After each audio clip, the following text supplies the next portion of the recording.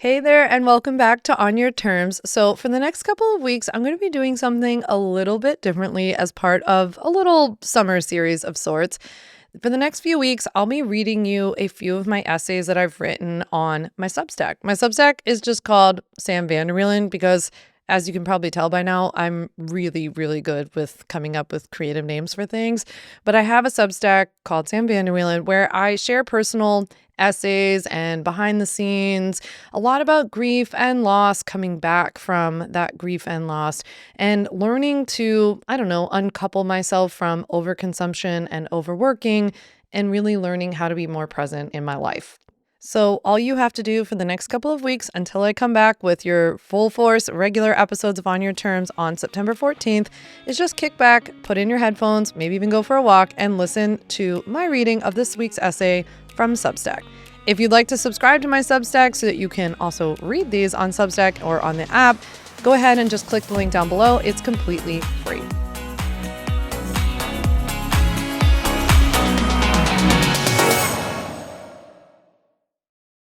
Field notes from New York City, reclaiming my own taste, getting out of line and into my own life.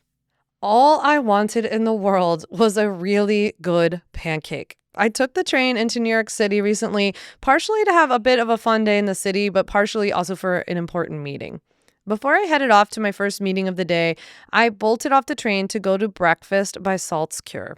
I'd seen their insane-looking pancakes in a pancake influencer's YouTube video a long time ago and followed her advice to get there early to avoid the crowds. Well, apparently everybody else got the early pancake memo, and even though I turned up before 8:30, I showed up to this, which is where I included a picture of a very long line. "How long have you been waiting?" I asked the guy with big headphones in front of me. "Too long," he answered unhelpfully, barely lifting his eyes away from his iPhone. I stood in the ever-growing line waiting behind the rest of the pancake-eager patrons for about a minute before realizing just because there's a long line doesn't mean it's the only or the best place to get what I want. It just means somebody posted about it. Did I even want a pancake? Did I want overpriced pancakes from this place? Or did I just want to come here because somebody I don't know, whose taste I know nothing about, told me to? These days, New York City is crawling with long lines outside of Instagram-ready looking restaurants, cafes, yogurt shops, especially yogurt is a big thing right now in New York City, and even stationery stores. After somebody shares about a place on social media, people flock to the city to wait in long lines to see if it's worth the hype. There's even a website that tracks live line wait times. An out-of-town Instagram-addicted friend who recently visited Manhattan told me, "I spent most of my time there just waiting in line. The places weren't even that good."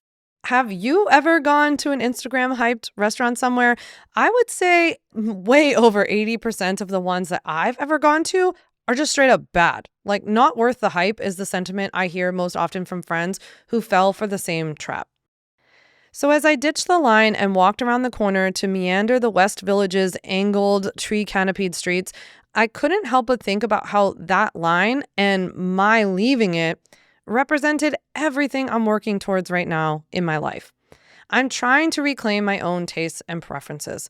I don't want to be told what to eat, drink, read, watch, think, etc.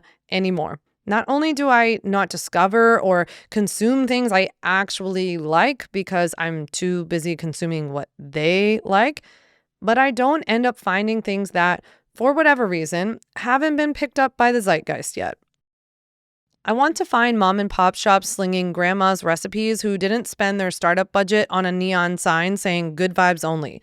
But as I round the corner onto the tree-lined Grove Street in the West Village, I felt that old familiar way of doing things start to creep in.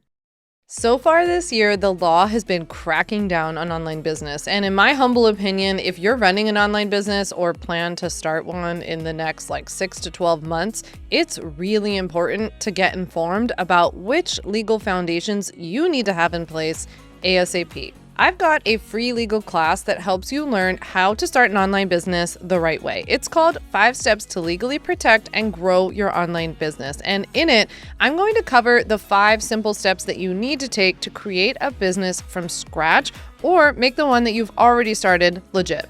Sign up for my free legal class right now by clicking the link down in the show notes or head to my website, samvanderwielen.com. Let's declare this month as the month you'll inform yourself about what you need to have in place. After all, nobody is going to do this for you. You have to do it, I'm sorry to say. And I want to help over 10,000 people this year start an online business before 2026 ends. If you can't find a time that works for you, sign up anyway because I will send you the replay. I'll even send you a private podcast link so you can listen to the replay on the go. So press pause, my friend, click the link in the show notes to register for my free legal class right now. All right, have you done it yet? Because I will literally just sit here and wait for you. I'll have my podcast team insert like Jeopardy music while you go sign up. It's that important. Or maybe we'll just have to use crickets because Jeopardy music might be copyright infringement. Or maybe I'll just sit here with some awkward silence. All right, you did it. Good job. I'll see you at class. I can't wait. Now, let's get back to the episode.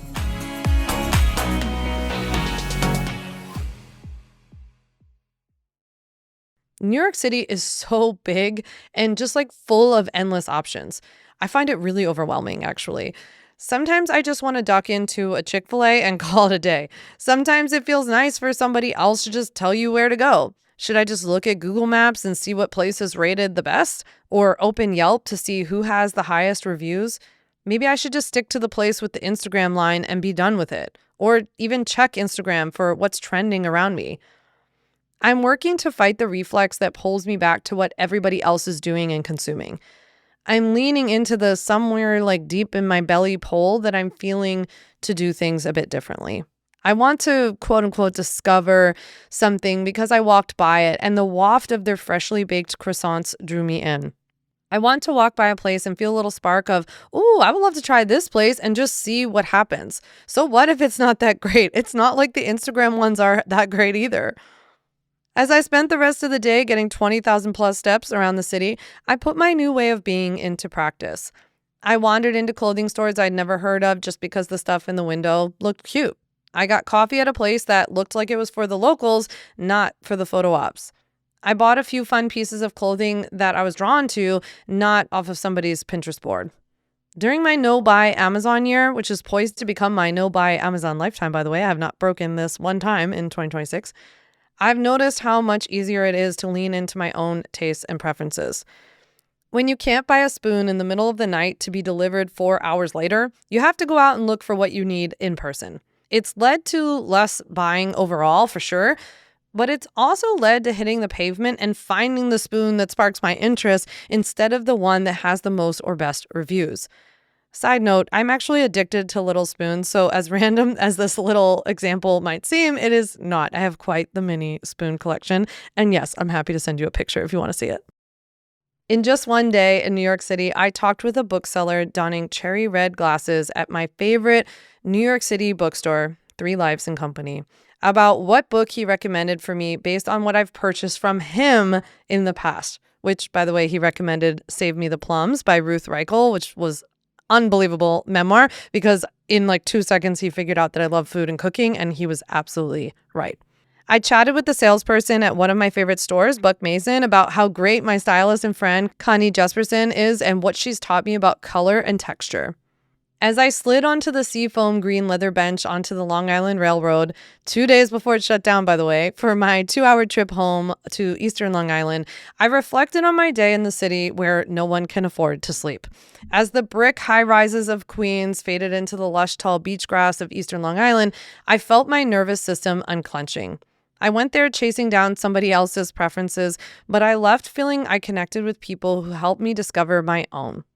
As I aim to spend less and less time online and more time living offline in my own life and community, I'm excited to share the journey with you here. Sometimes it's about reclaiming our own preferences and tastes. Other times it's about sitting with the discomfort of sitting alone with our thoughts and feelings. Easier said than done. Either way, I'm excited to share the journey here with you on Substack.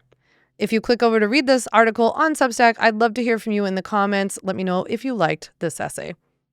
Thanks so much for listening to today's essay. I hope that you liked it. I would love to hear from you over on Substack, so make sure you come and subscribe to my Substack below and go and comment on the essay that you just heard me read. I'd love to see you there. With that, I'll talk to you next week.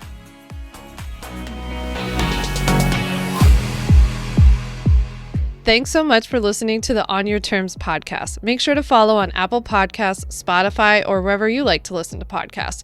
You can also check out all of our podcast episodes, show notes, links, and more at samvanderwielen.com/podcast. You can learn more about legally protecting your business and take my free legal workshop, 5 Steps to Legally Protect and Grow Your Online Business at samvanderwielen.com. And to stay connected and follow along, follow me on Instagram at samvanderwielen and send me a DM to say hi.